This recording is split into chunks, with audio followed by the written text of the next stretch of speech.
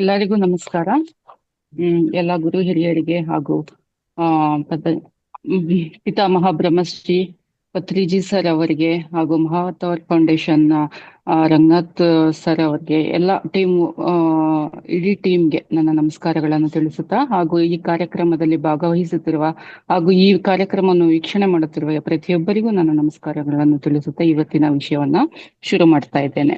ಇವತ್ತು ನನ್ಗೆ ಮುದ್ರೆಗಳ ಬಗ್ಗೆ ಇವತ್ತು ಹೇಳ್ಕೊಡ್ತಾ ಇಲ್ಲ, ಅದರ ಬದಲಾಗಿ ಆರೋಗ್ಯಕರ ಜೀವನ ಶೈಲಿಯ ತತ್ವಗಳು ಏನೇನು ನಾವು ಪರಿಪಾಲಿಸ್ಬೇಕು ಅನ್ನೋದ್ರ ಬಗ್ಗೆ ವಿಷಯದ ಬಗ್ಗೆ ಕೆಲವೊಂದು ಅಂಶಗಳನ್ನ ತಿಳಿಸ್ಕೊಡ್ಲಿಕ್ಕೆ ಇವತ್ತು ಶುರು ಮಾಡ್ತಾ ಇದ್ದೇನೆ.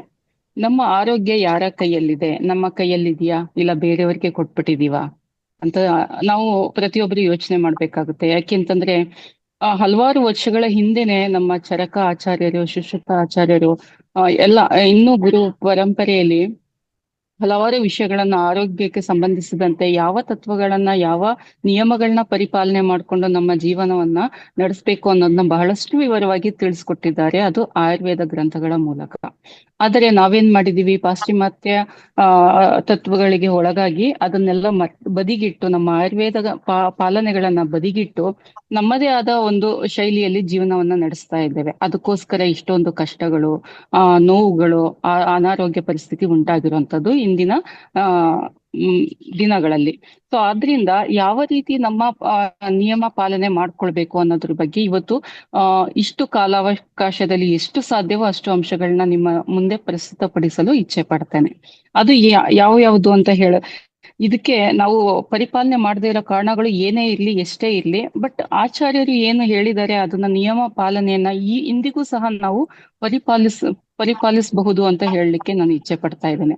ಆ ನಿಯಮಗಳು ಏನೇನು ಅಂತ ತಿಳಿಯೋದಾದ್ರೆ ದಿನಚರ್ಯ, ಋತುಚರ್ಯ, ಸ್ವಸ್ಥ ವೃತ್ತ, ಪೂರ್ಣ ಆರೋಗ್ಯ ಯೋಗ, ಪೂರ್ಣ ಆರೋಗ್ಯಕ್ಕಾಗಿ ಯೋಗ, ಪ್ರಾಣಾಯಾಮ, ಧ್ಯಾನ, ನೈರ್ಮಲ್ಯ ಮತ್ತು ಆರೋಗ್ಯ ರಕ್ಷಣೆ, ಮಕ್ಕಳ ಆರೈಕೆ ಮತ್ತು ವೃದ್ಧಾಪ್ಯ ಜೀವನದಲ್ಲಿ ಹೇಗೆ ನಾವು ಪರಿಪಾಲನೆ ಮಾಡ್ಕೋಬೇಕು ನಿಯಮಗಳನ್ನ ಅನ್ನೋದು, ಹಾಗೂ ಗರ್ಭಿಣಿ ಪರಿಚರ್ಯ, ಗರ್ಭಿಣಿಯಾಗಿದ್ದಾಗ ಅವರ ಆರೈಕೆ ಹೇಗೆ ಮಾಡಬೇಕು, ಮತ್ತೆ ರೋಗಗಳು ಮತ್ತು ಚಿಕಿತ್ಸಾ ನಿಯಮಗಳನ್ನ ಹೇಗೆ ಪಾಲಿಸ್ಬೇಕು, ಹಾಗೆ ರೋಗಿಗಳಾಗಿದ್ದಾಗ ನಾವು ಉಪಚಾರವನ್ನ ಹೇಗೆ ಮಾಡ್ಬೇಕು ಅನ್ನೋದ್ರ ಬಗ್ಗೆ ಒಂದೊಂದೇ ಅಂಶಗಳನ್ನ ತಿಳಿದುಕೊಳ್ಳೋಣ. ಆದ್ರೆ ಇಷ್ಟು ವಿಷಯಗಳನ್ನ ತಿಳಿಸ್ಲಿಕ್ಕೆ ಬಹಳಷ್ಟು ಸಮಯ ಹಿಡಿಯೋದ್ರಿಂದ ನಾವು ಇವತ್ತು ಒಂದು ವಿಷಯದ ಬಗ್ಗೆ ನಾನು ಕೆಲವೊಂದು ಅಂಶಗಳನ್ನ ತಿಳಿಸ್ಕೊಳ್ತಾ ಹೋಗ್ತೇನೆ. ಅದರಲ್ಲಿ ಮೊದಲನೇದಾಗಿ ದಿನಚರ್ಯ. ದಿನಚರ್ಯ ಅಂದ್ರೆ ಏನು? ಯಾರು ಪಾಲನೆ ಮಾಡ್ಬೇಕು? ಪ್ರತಿಯೊಬ್ಬರೂ ಪಾಲನೆ ಮಾಡ್ಬೇಕು ದಿನಚರ್ಯ. ದಿನಚರ್ಯ ಅಂತ ಅಂದ್ರೆ ನಾವು ಬ್ರಾಹ್ಮಿ ಮುಹೂರ್ತದಲ್ಲಿ ಎದ್ದೇಳೋದ್ರಿಂದ ಹಿಡಿದು ದಿನ ಕಳೆದು ರಾತ್ರಿಯಾಗಿ ಮಲಗುವವರೆಗೆ ಏನೇನು ನಿಯಮಗಳನ್ನ ಪಾಲನೆ ಮಾಡ್ಬೇಕು, ಯಾವುದ್ರ ನಂತರ ಯಾವ್ದನ್ನ ಪಾಲನೆ ಮಾಡ್ಬೇಕು, ಅನುಸರಿಸ್ಬೇಕು ಅಂತ ತಿಳಿಸ್ಕೊಡೋದೇ ದಿನಚರ್ಯ ಅಂತ ಹೇಳೋದು. ದಿನಚರ್ಯ ಹೇಗೆ ಶುರುವಾಗುತ್ತೆ ಅಂತಂದ್ರೆ ನಾವು ಸೂರ್ಯೋದಯ ಹುಟ್ಟುವ ಮುಂಚೆ, ಸೂರ್ಯ ಉದಯಿಸುವ ಮುಂಚೆ 2 ತಾಸಿನ ಹಿಂದೆಯೇ ನಾವು ಎಚ್ಚರ ಆಗ್ಬೇಕು, ಹಾಸಿಗೆ ಬಿಟ್ಟು ಹೇಳ್ಬೇಕು. ಆಗ ಮಾತ್ರ ನಮ್ಮ ದಿನದ ಕಾರ್ಯಗಳು ಶುರುವಾಗ್ಲಿಕ್ಕೆ ಸುಸಮಯ ಅಂತ ಹೇಳ್ಬೋದು. ಹಾಗಾಗಿ ಬ್ರಾಹ್ಮಿ ಮುಹೂರ್ತೆ ಉತ್ತಿಷ್ಠೇತ್ ಅಂತ ಹೇಳ್ತೀವಿ. ಬ್ರಾಹ್ಮಿ ಮುಹೂರ್ತದಲ್ಲಿ ನಾವು ಎದ್ದೇಳ್ಬೇಕು. ಎದ್ದ ನಂತರ ಏನ್ ಮಾಡ್ಬೇಕು? ನಮ್ಮ ದಿನನಿತ್ಯ ಕರ್ಮಗಳನ್ನ ಮುಗಿಸ್ಕೊಳ್ಬೇಕು. ಮಲ ಮೂತ್ರ ವಿಸರ್ಜನೆಯನ್ನು ಮಾಡೋದು, ಶುಚಿತ್ವವನ್ನು ಕಾಪಾಡ್ಕೊಳ್ಳೋದು. ಅದರ ನಂತರ ದಂತಧಾವನ ಮಾಡ್ಬೇಕು. ದಂತಧಾವನ ಹೇಗ್ ಮಾಡ್ತಾ ಇದೀವಿ ಇವಾಗ? ಪ್ಲಾಸ್ಟಿಕ್ ಕುಡಿದಂತಹ ಬ್ರಷ್ಗಳನ್ನ ಯೂಸ್ ಮಾಡ್ತೀವಿ, ತರಾವರಿ ಬ್ರಷ್ಗಳಿದೆ, ಪೇಸ್ಟ್ಗಳಿದೆ, ಅದನ್ನ ಯೂಸ್ ಮಾಡ್ತಾ ಇದ್ವಿ. ಯಾವ ಪೇಸ್ಟ್ ಅಲ್ಲಾದ್ರೂ ಒಂದು ಒಂದು ಗುಣಕಾರಿಯಾದಂತ ಅಂಶಗಳು ಇವೆಯಾ ಅದನ್ನ ನಾವು ಪ್ರಶ್ನೆ ಮಾಡ್ಕೊಳ್ಬೇಕಾಗುತ್ತೆ. ಆದರೆ ಗ್ರಂಥಗಳಲ್ಲಿ ಉಲ್ಲೇಖ ಮಾಡಿರೋ ಪ್ರಕಾರ ನಾವು ಯಾವ್ದ್ರಿಂದ ದಂತಧಾವನ ಮಾಡ್ಬೇಕು? ದಂತಧಾವನ ಅಂತಂದ್ರೆ ಇಲ್ಲಿ ಬ್ರಷಿಂಗ್ ಟೀತ್, ಹಲ್ ಬ್ರಷ್ ಮಾಡೋದು. ಅದನ್ನ ಯಾವ ಔಷಧಿ ಸಸ್ಯಗಳಿಂದ ಮಾಡ್ಬೇಕು ಅಂತ ಹೇಳೋದ್ನ ಉಲ್ಲೇಖ ಮಾಡ್ತಾರೆ ನೋಡಿ. ಕದಿರ, ಬೇವು, ಬಬ್ಬುಲ, ಹೀಗೆ ಹಲವಾರು ಔಷಧಿ ಸಸ್ಯಗಳಿಂದ, ಅದರ ಕಡ್ಡಿ ಅಂತಂದ್ರೆ ನಮ್ಮ ದೇಹಕ್ಕೆ ಅನುಗುಣವಾಗಿ ನಾವು ನಮ್ಮ ಕಿರುಬೆರಳು ಗಾತ್ರದ ಕಡ್ಡಿಯನ್ನ ತೆಗೆದುಕೊಳ್ಬೇಕಂತೆ. ಕಿರುಬೆರಳು ಗಾತ್ರದ ನಮ್ಮ ಕಿರುಬೆರಳು ಅಂತಂದ್ರೆ ಅವರವರೇ ದೇಹದ ಕಿರುಬೆರಳಿನ ಗಾತ್ರದಷ್ಟು ಮಾತ್ರ ಕಡ್ಡಿಯನ್ನ ತೆಗೆದುಕೊಂಡು, ಬೇವಿನ ಕಡ್ಡಿ ಆಗಿರ್ಬೋದು, ಜಾಲಿ ಮರದ ಕಡ್ಡಿ, ಬಬ್ಬುಲ ಮರದ ಕಡ್ಡಿಯನ್ನ ತೆಗೆದುಕೊಂಡು ಅದನ್ನ ಚೆನ್ನಾಗಿ ಅಗಿಯಬೇಕು. ಮುಂದ್ಗಡೆ ಇರೋಂತ ಪಾರ್ಟ್ ಅನ್ನ ಚೆನ್ನಾಗಿ ಅಗದು ಬ್ರಷ್ ರೀತಿ ಮಾಡ್ಕೊಳ್ಬೇಕು. ಅದನ್ನ ಬ್ರಷ್ ರೀತಿ ಅದು ಆಮೇಲೆ ಹೇಳ್ತೀನಿ. ಅದು ಬ್ರಷ್ ರೀತಿ ಮಾಡ್ಕೊಂಡಾಗ ಅದು ಚೆನ್ನಾಗಿ ದಂತಗಳನ್ನೆಲ್ಲ ಅದ್ರಲ್ಲೇ ಬ್ರಷ್ ಮಾಡ್ಬೇಕು. ಏಕೆಂತಂದ್ರೆ ಈ ನಾನು ಹೇಳಿದ ಔಷಧಿ ಸಸ್ಯಗಳೆಲ್ಲ ಕಷಾಯ, ಕಟು, ತಿಕ್ತ ರಸ ಇರ್ಬೇಕು. ಕಷಾಯ ಅಂದ್ರೆ ಒಗರು, ಕಟು ಅಂದ್ರೆ ಖಾರ ಇರೋದು, ಮತ್ತೆ ತಿಕ್ತ ಅಂದ್ರೆ ಕಹಿ ಇರುತ್ತೆ. ಈ ಎಲ್ಲಾ ಗುಣಗಳು ಆ ಔಷಧಿ ಸಸ್ಯಗಳಲ್ಲಿ ಇರುತ್ತೆ. ಅಂತ ಸಸ್ಯಗಳನ್ನ ಮಾತ್ರ ನಾವು ದಂತಧಾವನಕ್ಕೆ ಬಳಸ್ಬೇಕು. ಮಧುರ ಗುಣ ಇರೋಂಥದ್ದು ಬಳಸಬಾರ್ದು. ಮಧುರ ಅಂದ್ರೆ ಸಿಹಿ ಇರೋಂಥದ್ದು ಬಳಸಬಾರ್ದು. ಅದರಲ್ಲಿ ಉಲ್ಲೇಖನೆ ಮಾಡಿದ್ದಾರೆ. ಸೊ ಹಾಗಾಗಿ ಅಂತ ಕಡ್ಡಿಗಳಿಂದ ನಾವು ದಂತಧಾವನ ಮಾಡಬೇಕು. ಆದಷ್ಟು ಪ್ರಮಾಣದಲ್ಲಿ ನೀವು ಪೇಸ್ಟ್ಗಳನ್ನ ವರ್ಜಿಸೋದು ಉತ್ತಮ ಅಂತ ಹೇಳ್ತೀನಿ. ಯಾಕೆಂದ್ರೆ ಅದರಲ್ಲಿ ತುಂಬಾ ಕೆಮಿಕಲ್ಸ್ ಇದಾವೆ, ಅದನ್ನ ಉಪಯೋಗಿಸೋದು ಒಳ್ಳೇದಲ್ಲ. ಅದ್ರ ಜೊತೆಗೆ ಆ ಗಮ್ಗಳಿಗೆ, ಒಸಡುಗಳಿಗೆ ಏನು ಅದಕ್ಕೆ ಹರ್ಟ್ ಆಗ್ದಂಗೆ ನಾವು ಹಲ್ಲುಜ್ಜಬೇಕು. ಆ ಕಡ್ಡಿಗಳಿಂದ, ಕಡ್ಡಿ ಅಂದ ತಕ್ಷಣ ನಾವು ಎಲ್ಲೆಲ್ಲೋ ಹಾಗೆ ಹೀಗೆ ಹಾಗೆ ಉಜ್ಜಬಾರ್ದು. ಆ ಮಾಂಸಖಂಡ ಏನಿರುತ್ತೆ, ಒಸಡುಗಳು ಏನಿರುತ್ತೆ, ಗಮ್ಸ್ ಅಂತ ಹೇಳ್ತೀವಿ, ಅದಕ್ಕೆ ಯಾವುದೇ ರೀತಿಯ ಹಾನಿ ಆಗದಂತೆ ಬ್ರಷ್ ತರ ಮಾಡ್ಕೊಂಡು, ಜಗಿದು ಬ್ರಷ್ ತರ ಮಾಡ್ಕೊಂಡು ಹಲ್ಲುಗಳನ್ನ ತಿಕ್ಕಬೇಕು. ಅದರಿಂದ ಉಂಟಾದ ರಸ ಏನಿದೆ ಅದು ಹೊಟ್ಟೆಯಲ್ಲಿ ಹೋಗಿ ಜೀರ್ಣ ಕ್ರಿಯೆ ವ್ಯೂಹ ಶುರುವಾಗದೆ ಬಾಯಿಯಲ್ಲಿ. ಆ ರಸ ನಮ್ಮ ದೇಹಕ್ಕೆ, ಜಠರಕ್ಕೆ ಹೋಗಿ ಜೀರ್ಣಕ್ರಿಯೆನೂ ಸಂಪೂರ್ಣವಾಗಿ ಶುಚಿ ಮಾಡುತ್ತೆ, ಮತ್ತೆ ಪಚನ ಕ್ರಿಯೆಯನ್ನು ಇನ್ಕ್ರೀಸ್ ಮಾಡುತ್ತೆ. ಜೀರ್ಣ ಶಕ್ತಿನೂ ಚೆನ್ನಾಗಾಗುತ್ತೆ, ಮತ್ತೆ ಮರುದಿನ ಮಲಬದ್ಧತೆ ಇಲ್ಲದೆ ಶರೀರವಾಗಿ ಸಲೀಸಾಗಿ ಮಲ ವಿಸರ್ಜನೆ ಮಾಡುವಂತಹ ಕೆಲಸವನ್ನ ಮಾಡುತ್ತೆ. ಹಾಗಾಗಿ ಇಂಥ ಕಡ್ಡಿಗಳನ್ನ ಉಪಯೋಗಿಸಿ ದಂತಧಾವನ ಮಾಡೋದು ಬಹು ಮುಖ್ಯ ಪಾತ್ರವನ್ನ ವಹಿಸುತ್ತೆ. ಅದ್ರ ನಂತರ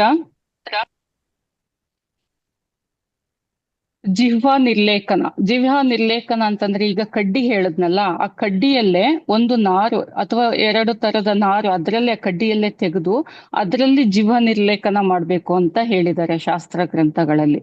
ಆವಾಗ ನಾವು ಪ್ಲಾಸ್ಟಿಕ್, ಮೆಟಲ್ಲು, ಟಂಗ್ ಕ್ಲೀನರ್ ಅಂತೆಲ್ಲ ಇವಾಗ ಯೂಸ್ ಮಾಡ್ತಾ ಇದೀವಲ್ಲ, ಅದ್ರ ಅವಶ್ಯಕತೆ ಬರೋದಿಲ್ಲ. ಅದೇ ಕಡ್ಡಿ ನಾರಿನಿಂದ ಜೀವ ನಿರ್ಲೇಖನ ಮಾಡಿದಾಗ, ಕೆಲವೊಮ್ಮೆ ನೋಡಿ ಬೆಳಗ್ಗೆ ಹೊತ್ತು ಅಥವಾ ಜ್ವರ ಬಂದಾಗ ನಮ್ಮ ನಾಲ್ಗೆ, ಜಿಹ್ವ ನಿರ್ಲೇಖನ ಅಂದ್ರೆ ಟಂಗ್, ನಾಲಿಗೆಯಲ್ಲಿ ಪದರವಾಗಿ ಶ್ವೇತವರ್ಣದ ಪದರ ಉತ್ಪತ್ತಿ ಆಗಿರುತ್ತೆ. ಅದು ಯಾಕೆ ಅಂತಂದ್ರೆ ನಮ್ಮಲ್ಲಿ ಪಚನ ಕ್ರಿಯೆ ಸರಿಯಾಗಿ ಆಗದಿದ್ದಾಗ, ಮತ್ತೆ ಜ್ವರ ಆದಂತ ಸಂದರ್ಭದಲ್ಲಿ ಜೀರ್ಣಕ್ರಿಯೆ ಸರಿಯಾಗಿ ಆಗದಿದ್ದಾಗ ಆ ಲೇಯರ್ ಉತ್ಪತ್ತಿ ಆಗಿರುತ್ತೆ. ಸೊ ಅದನ್ನೆಲ್ಲ ಹೋಗ್ಬೇಕು, ಸರಿಯಾದ ಜೀರ್ಣಕ್ರಿಯೆ ಚೆನ್ನಾಗಾಗ್ಬೇಕು ಅಂದ್ರೆ ಜಿಹ್ವ ನಿರ್ಲೇಖನ ಅದನ್ನು ಮಾಡ್ಬೇಕು. ನಾಲ್ಗೆಯನ್ನು ಚೆನ್ನಾಗಿ ತಿಕ್ಕಿ ತೊಳೆಯುವಂತನೂ ಕ್ರಿಯೆಯನ್ನು ಮಾಡ್ಬೇಕು. ಅದರಿಂದ ನಮ್ಮ ಟೇಸ್ಟ್ ಬರ್ಡ್ಗಳು ಸಕ್ರಿಯವಾಗಿ ಕೆಲಸ ಮಾಡ್ಲಿಕ್ಕೆ ಶುರುವಾಗುತ್ತೆ. ಅದಾದ ನಂತರ ಕವಲ ಗಂಡೂಷ ಅಂತ ಹೇಳ್ತೀವಿ. ಕವಲ ಮತ್ತೆ ಗಂಡೂಷ, ಜಲಗಂಡೂಷ, ಗಾರ್ಗ್ಲಿಂಗ್ ಮಾಡೋದನ್ನ ಗಂಡೂಷ ಅಂತ ಹೇಳ್ತೀವಿ. ಗಾರ್ಗ್ಲಿಂಗ್ ಮಾಡೋದ್ರಿಂದ ನಮ್ಮ ಬಾಯಿಯ ಒಸಡಿನ ಯಾವುದೇ ಕಾಯಿಲೆಗಳಿದ್ರೆ ವಾಸಿ ಆಗುತ್ತೆ. ಡೆಂಟಿಸ್ಟ್ಗಳ ಹತ್ರ ಹೋಗೋದು ತಪ್ಪುತ್ತೆ. ಈಗ ಆಯಿಲ್ ಪುಲ್ಲಿಂಗು ಹೊಸ ಟ್ರೆಂಡ್ ಶುರುವಾಗಿದೆ. ಅದು ಹೊಸದೇನಲ್ಲ, ಆಕ್ಚುಲಿ ಇದು ನಮ್ಮ ಆಯುರ್ವೇದ ಶಾಸ್ತ್ರದಲ್ಲಿ ಮೊದಲೇ ಹೇಳಿದಂತಹ ಕ್ರಿಯೆ ಇದು.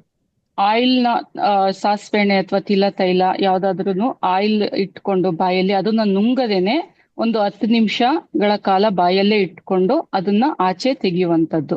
ಅದು ಮತ್ತೆ ಗಾರ್ಗ್ಲಿಂಗ್ ಬಂದು ಆ ಬಿಸಿ ನೀರು, ಉಗುರು ಬೆಚ್ಚಗಿರೋ ನೀರನ್ನ ಹಾಕ್ಬಿಟ್ಟು ಗಾರ್ಗ್ಲಿಂಗ್ ಮಾಡೋಂಥದ್ದು. ಇದರಿಂದ ನಮ್ಮ ಒಸಡಿನ, ಬಾಯಿಯ ಸಮಸ್ಯೆ, ನಾಲ್ಗೆ, ಇಂಥ ಯಾವುದೇ ಸಮಸ್ಯೆ ಇದ್ರೂ ಅದು ಬರ್ದಂತೆ ತಡೆಯುತ್ತೆ. ಮತ್ತೆ ಶಕ್ತಿ ಜಾಸ್ತಿ ಆಗುತ್ತೆ, ಅಗಿಯುವಂತ ಶಕ್ತಿ ಜಾಸ್ತಿ ಆಗುತ್ತೆ. ಹಲ್ಲುಗಳು, ಕೇರಿಸ್ ಟೀತ್ ಅನ್ನೋದೆಲ್ಲ ಇವಾಗ ಜಾಸ್ತಿ ಸಾಮಾನ್ಯವಾಗಿ ಕಂಡು ಬರುತ್ತೆ. ರೂಟ್ ಕೆನಲ್ ಎಲ್ಲ ಮಾಡಿಸ್ಕೊಳ್ತೀರಾ.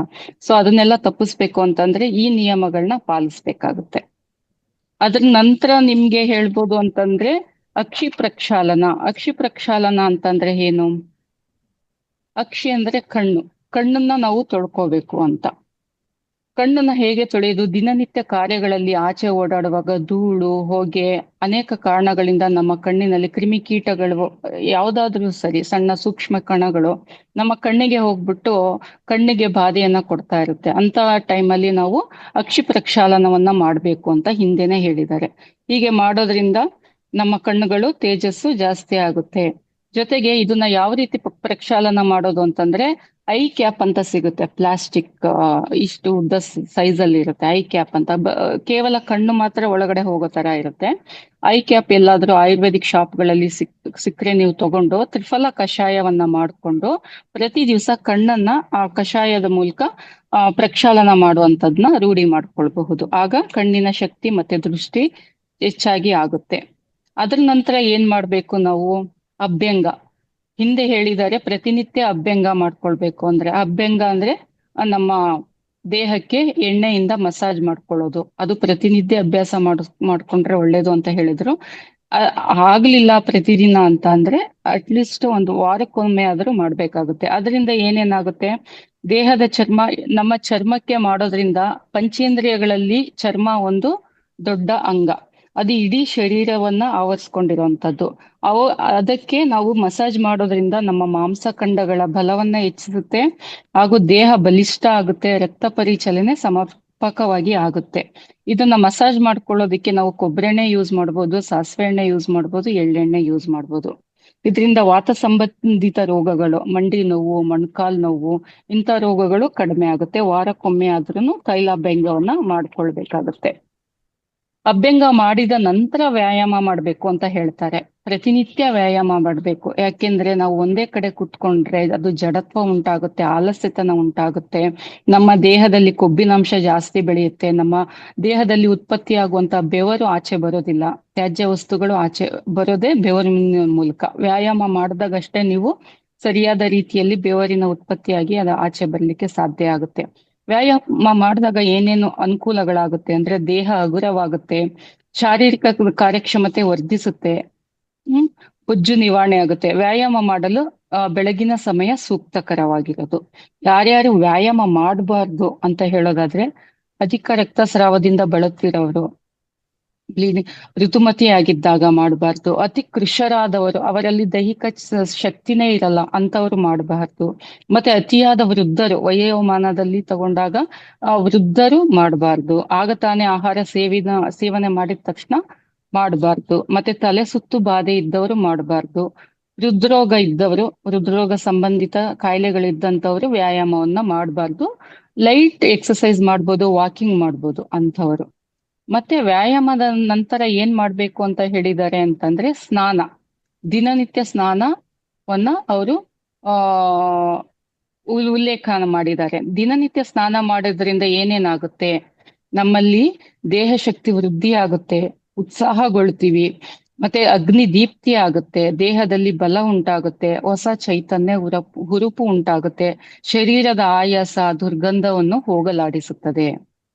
ಸ್ನಾನದ ನಂತರ ಸಾಮಾನ್ಯವಾಗಿ ಮಾಡುವಂಥದ್ದು, ಅವ್ರು ಮೊದಲೇ ಉಲ್ಲೇಖ ಮಾಡಿರುವುದು ಕೂಡ ದೇವತಾರ್ಚನೆ, ದೇವರ ಪೂಜೆಯನ್ನ ಮಾಡುವುದು. ನಮ್ಮ ನಂಬಿಕೆಗೆ ತಕ್ಕಂತೆ ನಾವು ಪೂಜೆಯನ್ನ ಮಾಡುವಂಥದ್ದು. ಭಕ್ತಿ ಮಾರ್ಗವಾಗಿದ್ದರೆ ನಾವು ಪೂಜೆಯನ್ನ ಅರ್ಪಿಸಿ ದೇವರಿಗೆ ಸಮರ್ಪಣೆ ಮಾಡಿ ಹೂವು ದೀಪಗಳಿಂದ ಅವರಿಗೆ ಅರ್ಚನೆ ಮಾಡುವಂಥದ್ದು. ಇಲ್ಲ ನಾನು ಪೂಜೆ ಮಾಡೋದು ನನ್ಗೆ ಅಭ್ಯಾಸ ಇಲ್ಲ ಅಂತಂದ್ರೆ ಧ್ಯಾನವನ್ನ ಮಾಡೋದು. ಧ್ಯಾನವನ್ನು ಮಾಡಿ ಆತ್ಮ ಸಾಕ್ಷಾತ್ಕಾರ ಹೊಂದುವ ನಿಟ್ಟಿನಲ್ಲಿ, ಆತ್ಮ ಉನ್ನತಿಯನ್ನು ಪಡೆಯುವ ನಿಟ್ಟಿನಲ್ಲಿ ಧ್ಯಾನವನ್ನು ಪ್ರತಿನಿತ್ಯ ಅಭ್ಯಾಸ ಮಾಡಬೇಕು. ಯಾಕೆಂದ್ರೆ ಶರೀರಂ ಖಲು ಧರ್ಮ ಸಾಧನಂ ಅಂತ ಹೇಳ್ತೀವಿ. ಯಾಕೆಂದ್ರೆ ಧರ್ಮ ಅರ್ಥ ಕಾಮ ಮೋಕ್ಷಕ್ಕಾಗಿ ನಾವು ಶರೀರವನ್ನೇ ಒಂದು ಯಂತ್ರದಂತೆ ಸಾಧನವಾಗಿ ಬಳಸ್ತಾ ಇರೋದ್ರಿಂದ ನಮ್ಮ ಧರ್ಮ ಏನಿದೆಯೋ ಅದನ್ನ ಪಾಲಿಸೋದಕ್ಕೆ, ಹಣಕಾಸನ್ನು ಸಂಪಾದನೆ ಮಾಡ್ಲಿಕ್ಕೆ, ಹಾಗೇನೆ ನಮ್ಮ ಆಸೆ ಆಕಾಂಕ್ಷೆಗಳನ್ನ ತೀರಿಸ್ಕೊಳ್ಳೋದಿಕ್ಕೆ ನಾವು ಶರೀರವನ್ನೇ ಬಳಸ್ತಾ ಇದ್ದೀವಿ. ಹಾಗೇನೆ ಮೋಕ್ಷ ಪ್ರಾಪ್ತಿಗಾಗಿ ನಮ್ಮ ಶರೀರ ಅತ್ಯವಶ್ಯಕ. ನಾವು ಶರೀರನೇ ಸರಿಯಾಗಿ ಇಟ್ಕೊಳ್ಳಿಲ್ಲ ಅಂತಂದ್ರೆ ಈ 4 ಅಂಶಗಳನ್ನ ನಾವು ಪಡೆಯೋದಕ್ಕೆ ಚಾನ್ಸೇ ಇಲ್ಲ, ಸಾಧ್ಯನೇ ಇಲ್ಲ. ಆದ್ರಿಂದಾಗಿ ಶರೀರ ಬಹು ಮುಖ್ಯ ಸಾಧನ.